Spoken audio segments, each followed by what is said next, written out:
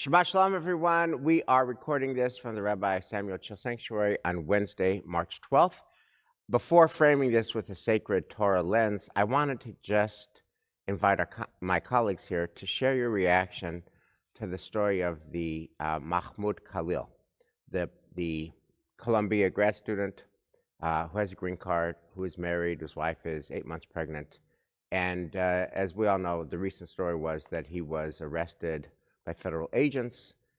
He was sent to a place in Louisiana, and that was part of an entire campaign that the Trump administration announced of protecting Jewish students from anti-Semitism and protecting Jewish students from anti-Israel hatred. And that was done in concert with the program of withholding $400 million from Columbia University, and with a statement that this administration is no longer going to permit anti-Semitism on college campuses and anti-Israel harassment, etc.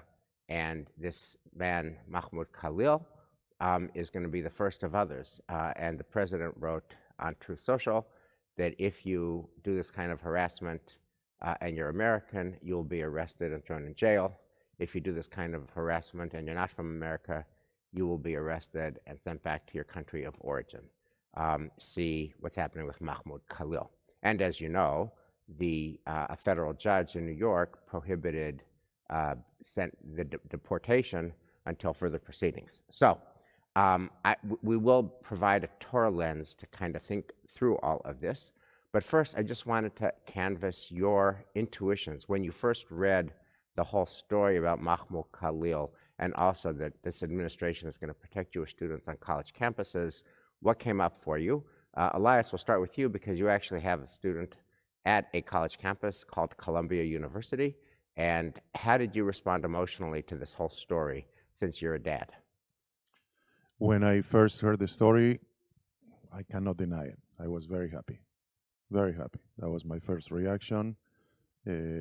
My goal, and I think everybody's goal, is that the students won't have to suffer any discrimination, anti-Semitism, or any disruption in the classes. Can you speak louder, please? Yeah. Yes, Okay. I'm speaking into the microphone. Okay. So no disruption in the classes, no anti-Semitism, no discrimination. That applies for everybody, not only for the Jewish students. Right. Everybody should have a right, because the fees are very high.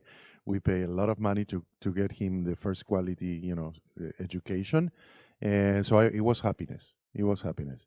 There are a lot of things going on with him and with the entire thing going on.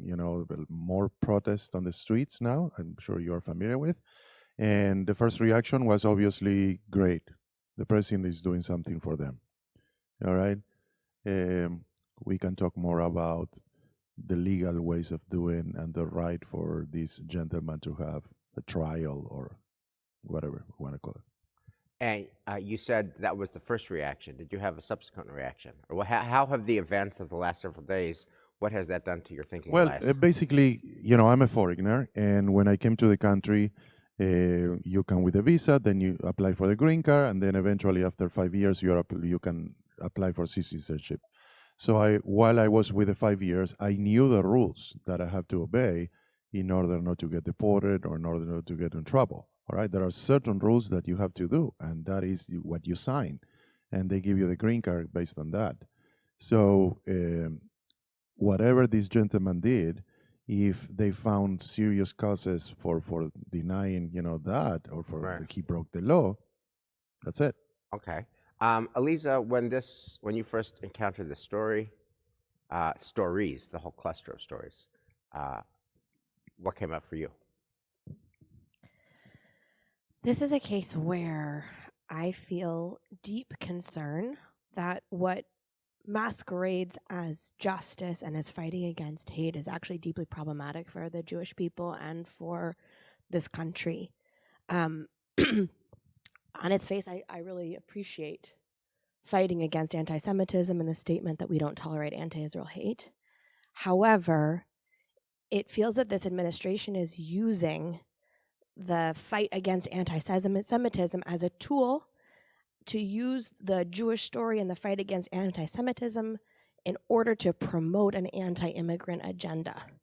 That removing this individual when there are so many citizens who've been involved in these protests and they're not taking legal actions is targeting someone who is vulnerable based on his green card status for the purpose of promoting this agenda. It feels super problematic to me that there is no due process, that as far as I can tell, Colombia sought to expel this student, sought to pursue disciplinary action against this student and couldn't because of insufficient evidence.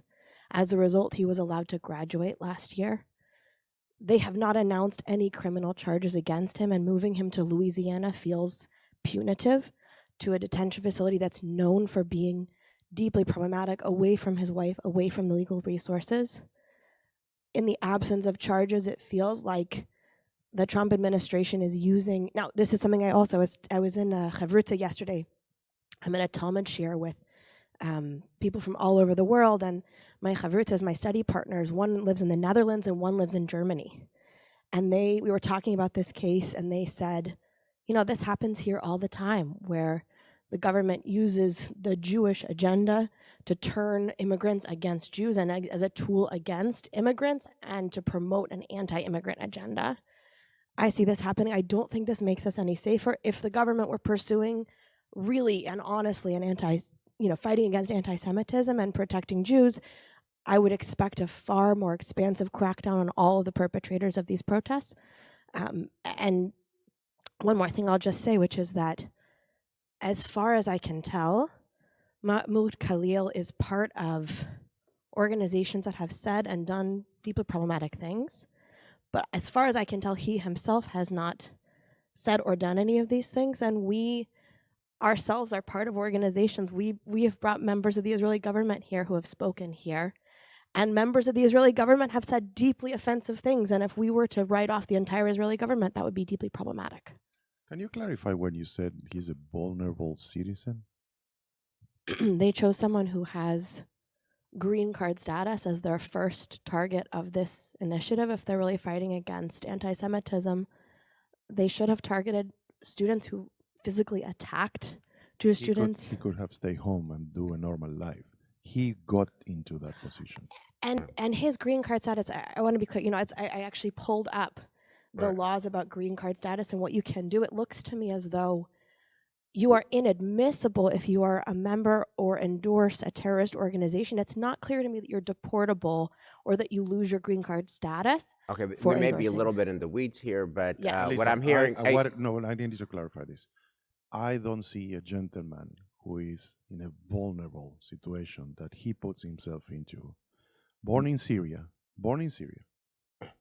400,000, 500,000 people dead in Syria. He doesn't protest for Syria. He protests for another country. Right. We don't actually know. Inexplicable. Right. I'm going to keep this moving.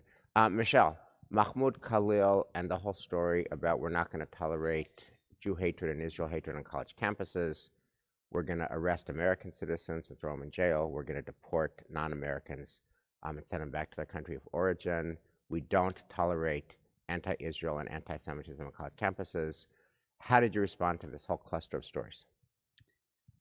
So I, too, am struggling to see his actions as, and what has happened as attacking a vulnerable agent here. I have to concur that he is responsible for his actions, which he chose. And I also, Eliza, would agree that actually if you would like to hold people who are engaged not only in pro-Palestinian people activism, but in pro-Hamas and anti-Semitic action accountable, that we should see a much wider swath. So I think both things are sitting with me right now from each of your comments. I think there's a piece of me, of course, that wants to say standing by students, standing by our people where's the sense of the vulnerability of the Jewish students and the Jewish people on campus, and where's the sense of compassion for that? It seems to have been lacking, and there is a sense of yes, please say no more. And of course, due process is always important. The law is always important. And no one came here for my political opinions, right? I feel like as rabbis, our job and our perspectives try to interpret these modern challenges through the lens of our tradition. And I see a real struggle here through the lens of Purim, which we're just about to celebrate, or which we will have celebrated when this comes out, of like how Esther must have felt being when Mordecai comes to her and says, like, hey, stand up, it's time to stand up here. And she says, I'm worried. I'm worried about backlash. I'm worried about whether this is helping our people. I don't know how to stand up or how to be. And Mordecai helps her find the ability to thread the needle of the society that she's living in. And I hope that we learn something from the Purim story. Love all your words, not quite sure your bottom line. Do you support or oppose the deportation of Mahmoud Khalil? Support or oppose? So, as I said, I think that if he is indeed found to have done those things, the news that I've read seems to indicate to me that he did violate the requirements of a green card, and I think we have laws in our country and we should uphold them across the board. That said, I do believe he deserves due process, and I am only as good as the sources that I'm reading. Right. Thank you, Michelle. Lord Nesson, what's your moral intuition on all these issues? Yeah, my moral, I'm actually with Elias, that I think that this should be a deportation, and also with the fact that, of course, it has to be under due process. But what I see as a bigger problematic issue is, and not specifically for us as Jews, but maybe for us as Jews, is the idea that that people that are anti-Islamic, people that are racist, and doing protests on campus and threatening the safety of students, they're not being targeted. So there's a bigger picture, I think, that makes the whole thing a little bit more complex. Of course, in our time, and we as Jews are very much focused on Israel and on anti-Semitism in America. But I think the Trump administration is actually being a little bit disingenuous in this particular way as well. So it makes it a very muddy picture. Right. Wes, where do you land? So what I'm hearing from the four of you, and I'm happy to share mine, is first a concern about weaponization, that the Trump administration is weaponizing anti-Semitism to accomplish ulterior purposes. I also hear concerns about due process. That film about the authoritarian regime in Brazil, I'm Still Here. What happens when you have a society where federal agents come and whisk away your loved ones on no charges or false charges or no evidence of charges? Do we want that kind of country? And what about due process? By the way, I understand the judge who ruled against deportation until there is due process himself is Jewish and himself is strongly pro-Israel. But for due process reasons, like we live in a democracy and a land with rules. So I think there seems to be common ground here that we want due process. And on the underlying issue of if he is found guilty of violating the law, deporting him, 1,000% in favor of that. 1,000% in favor of that. So, but I wanted to. Here's my basic reaction, and it really helped crystallize something for me. I feel like there is a deep sickness in American society and in American college campuses, which is that the only issue with Jews that gets students and faculty marching and angry is Israel, right? And so North Korea doesn't do it, and Iran doesn't do it, and the fact that China has a has a concentration camp for Muslims who live in China, doesn't do it. And Honora won Best Picture for the sex trade and all the prostitution and the desperation and child trafficking and sex trafficking, that doesn't do it. The only issue that does it is when Jews fight back. Our women are raped and our kids are killed and taken hostage, and we fight back, and that fighting back is what does it. And then this year, there are obviously deeply held concerns about the erosion of our democracy and democratic norms. And not a peep, not a P-E-E-P, not a peep, not a peep, not a peep about the erosion of democracy. The only issue that has juice and intensity in college campuses is when Jews fight back. Am I wrong, people? Am I wrong? Am I missing big protests against the erosion of democracy? Am I missing big protests about sex trade and sex trafficking and child abuse? Am I missing this?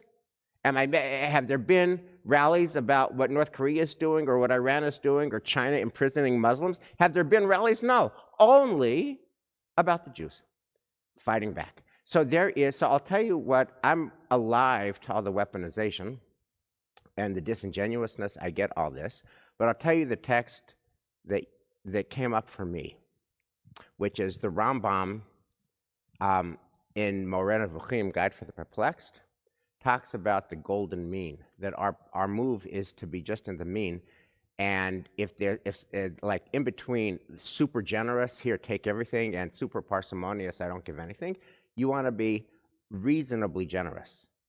And Rambam says, if there's an illness of the soul, and somebody is penurious, somebody is parsimonious, somebody doesn't give, they're too stingy, then the corrective is you have to go overboard and get them to the middle.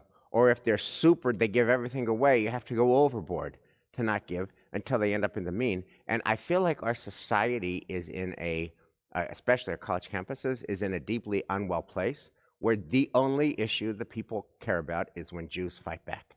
And that I'm alive to all the concerns about the administration, etc., but it is like Maimonidean medicine, but I don't know if it's going to work. And it maybe will be counterproductive and more, it will actually spark more outrage, etc., etc. So here, now we're ready for the class to begin, which is with all of this complexity, the question I want to ask about is there a lens that can offer us a container? Let me not mix metaphors. Is there a container for all this complexity? How do we think about all of these issues, which are so confusing? Tal Becker was here, literally just here a couple nights ago, and he said, we're living in a time when we wake up to headlines that are just vertigo-inducing. It's just a roller coaster, and they're about the world, but these headlines about the world affect our world and our kishka, particularly if you have a son at Columbia or a daughter at Harvard or any parent who has a kid at any college. It's personal, and what do you do? So what I wanted to offer us is a lens that is, all of this stuff is super hot, super emotional, super controversial. I want to provide a different lens, which is the opposite of hot and emotional. It's dry, it's boring, it's unemotional, but I think it's super helpful, and it is the documentary hypothesis. So now we're ready to thank God for the gift of learning Torah together, and then we'll just jump into the documentary hypothesis. Baruch atah Adonai Eloheinu melech haolam, asher kidshanu b'mitzvotav v'tzivanu la'asok b'divrei Torah, v'harevna Adonai Eloheinu et divrei Toratcha b'finu u'b'fi amcha beit Yisrael, v'nihiyeh anachnu v'tzatza'enu v'tzatza'ei amcha beit Yisrael, kulanu yodei shemecha v'lomdei Toratecha lishma, Baruch atah Adonai Eloheinu Torah li'amo Yisrael, Baruch atah Adonai Eloheinu melech haolam, asher b'char banu mikol ha'amim v'natan lanu et Torato, Baruch atah Adonai noten haTorah. So, with all this hotness and all this energy and all this complexity and all this division and all this anshina and all this kishka, is there a container that can contain it all in a sane way? And I want to look to something really boring for that. Okay, and so this is, the issue is the documentary hypothesis. So the documentary, and we're not going to have time to read all the underlying sources, but I'll just summarize. The documentary hypothesis teaches us that the Torah was not written by a single author. It was not written by God. It rather consists of ancestral wisdom written by our ancestors in different places, different geographies, different times, and it was all redacted together.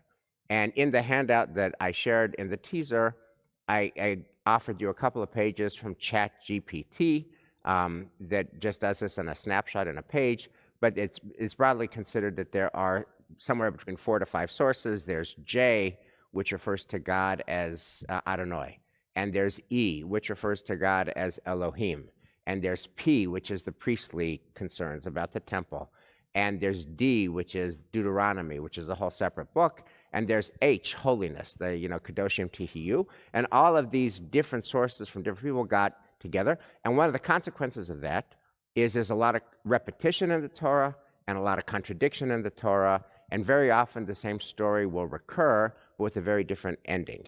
And the stories that I offered you came from a lesson that I heard myself in the pews by Rabbi Tzvika Krieger, who's my kids' rabbi in Berkeley. And he points out that there's 2 stories about Moses hitting the rock.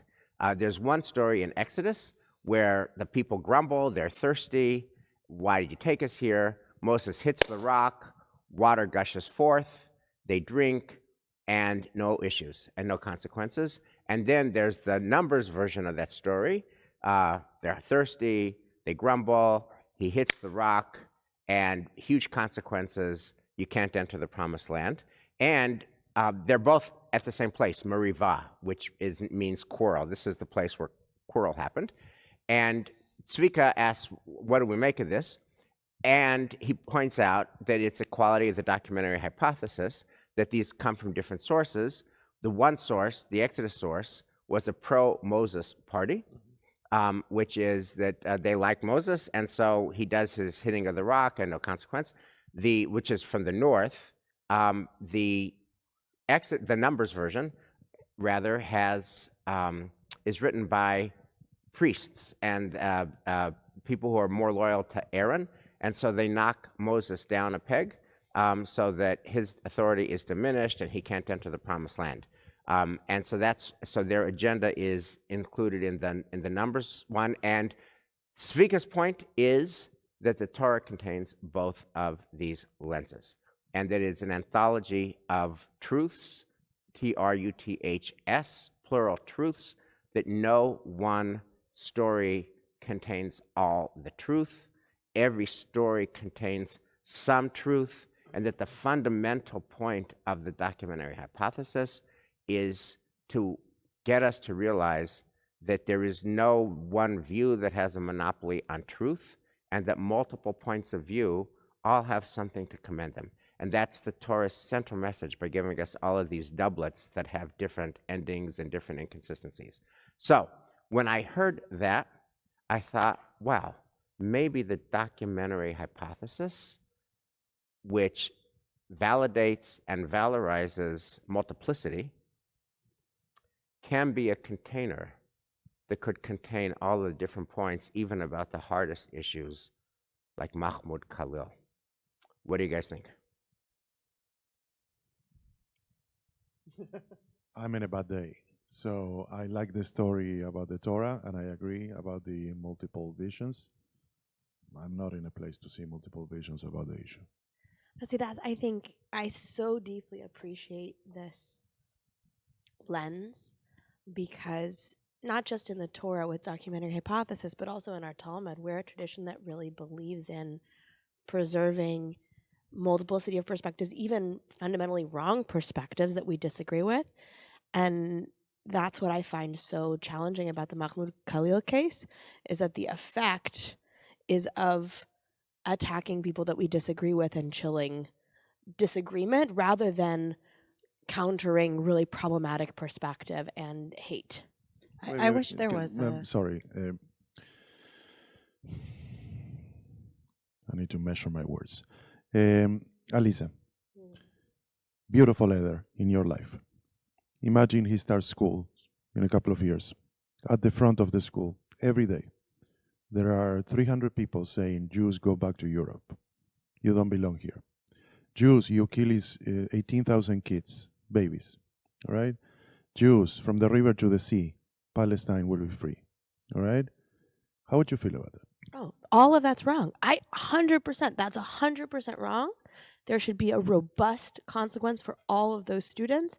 There should be a thoughtful, reasoned approach to giving disciplinary action to every student on campus who's causing an environment of hate.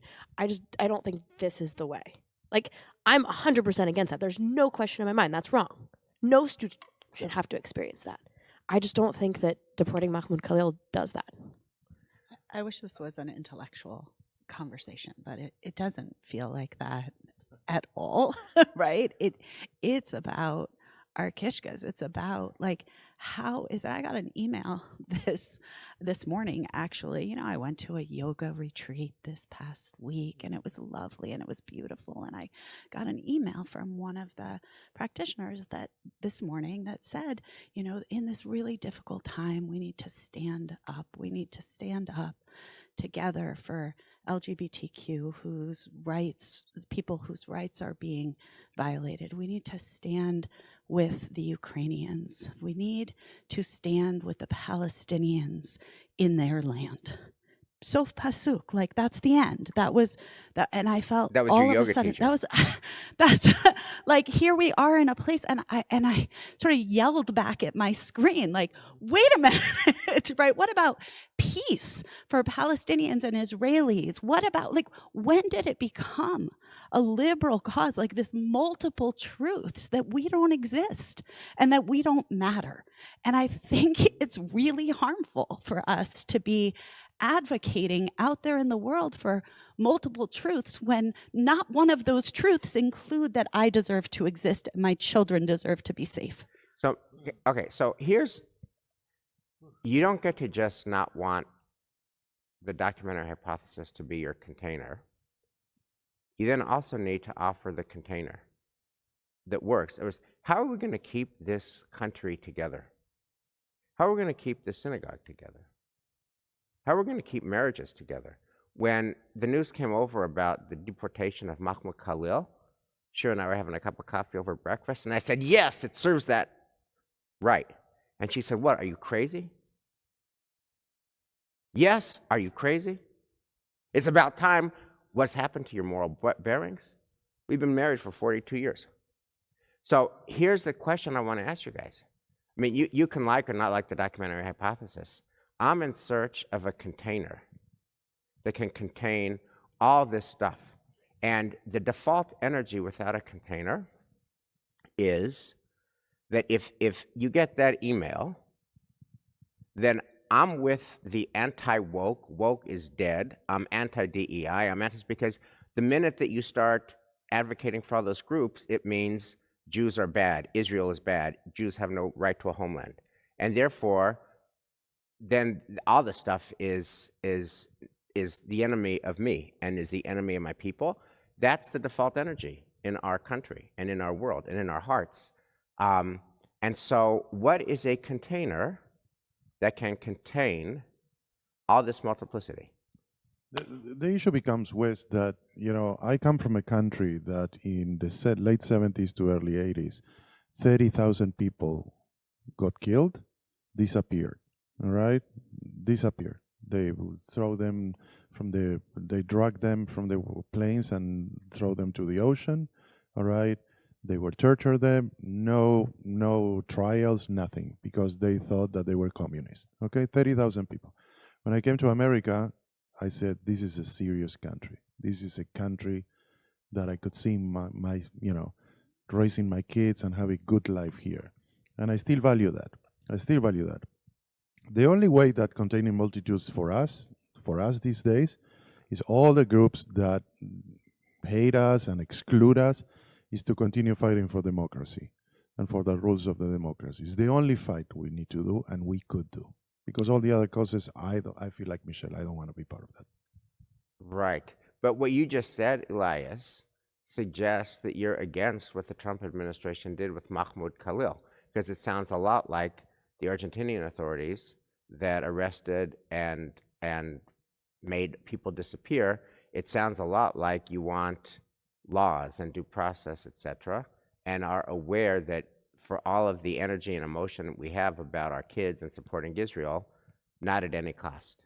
And there has to be due process. If whatever lawyers or judges find that he's not guilty and he shouldn't be deported, I will obey that and I will be at peace with it. There was a really interesting op-ed, and I can't remember if it was Bretman or Friedman in the New York Times this morning, comparing Kennedy's speech with Trump's presidency, and about how Kennedy's presidency was all about everyone joining together in a joint project to build democracy and to do right by the world, that Americans would undertake expenses and burdens in order to do the right thing in the world, in order to promote democracy. And it was not, it's ask not what your country will do for you, but what you will do for your country.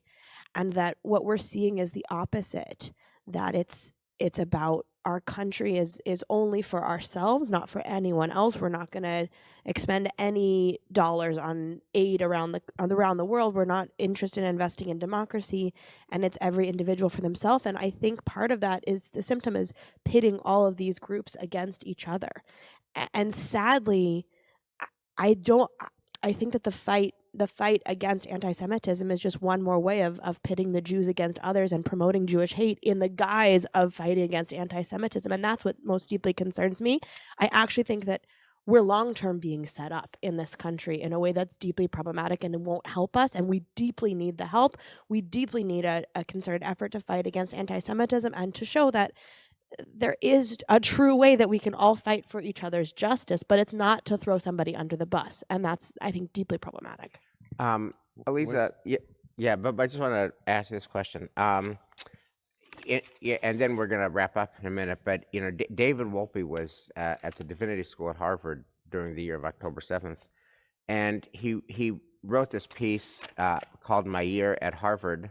And in it, he writes, in a place where discourse and argument should prevail, certain suggestive silences took their place. In silence and stealth, hostage posters were ripped down and defaced. Complaints from Jewish students to the administration were met with silence.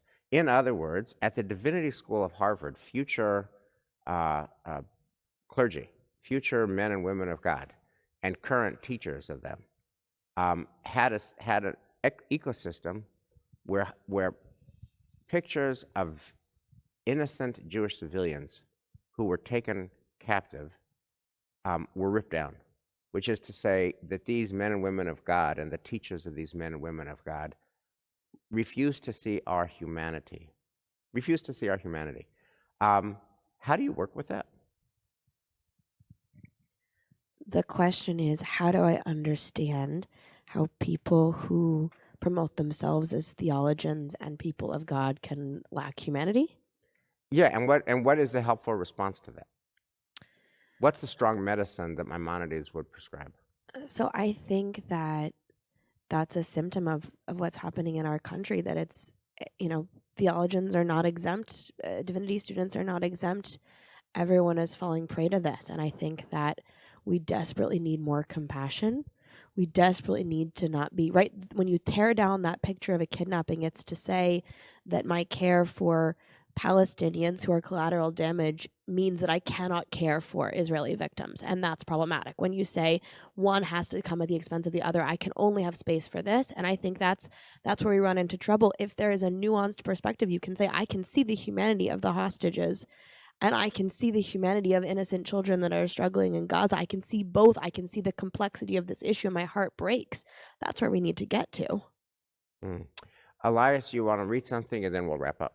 Yeah, so Mikey, my son, is at Columbia, as you know. He takes on Wednesday mornings a class in economics. He's going to be majoring in economics. The professor sent an email last night. Hi, everyone. I'm at loss for what happened with our fellow community member, Mahmoud Khalil.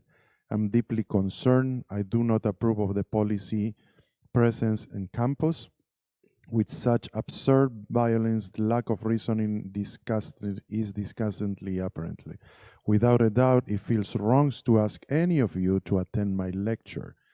Actually, you become a better student by caring a world you live in. by observing your surroundings.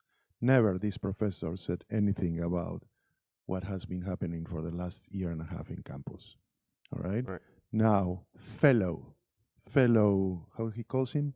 Fellow community member. The Jewish students are not community members. Right. So that's a perfect way to end because it so sharply expresses the problem, right? Which is that's a world that's just sick. That is a campus that has a fever of 105 degrees. That this professor, I'm betting anything, never wrote an email about over 500 days of hostages being held. And the question is, do we need strong medicine in the form of the government taking positions and requiring universities with the power of their purse to deal with that underlying root problem? And that's between the university administrators and the federal government. Our question here as clergy at a synagogue is, how do we keep our country together, our community together, our shul together, our families together, and our own hearts together? Because truth is, every word that every one of you said, I would say amen to. And you all had different emphases. And poor Michelle, who was at Krippala last week, and then gets this email. What do you do with that? What do you do with that? Because I was, when I saw you back from Krippala, I'm like, go back to Krippala. I mean, it was like so amazing. But how do you go back to Krippala when you go back to that? So I want to leave us with a question. What is it? You mentioned Megillat Esther. Megillat Esther ends with the Jews slaughtering Persians, completely triumphant, slaughtering Persians. And that never ends well. And so the question that I have is, it doesn't keep that society together. How do we keep ourselves together? For my money, I could tell and read the room that my documentary hypothesis didn't go over so well.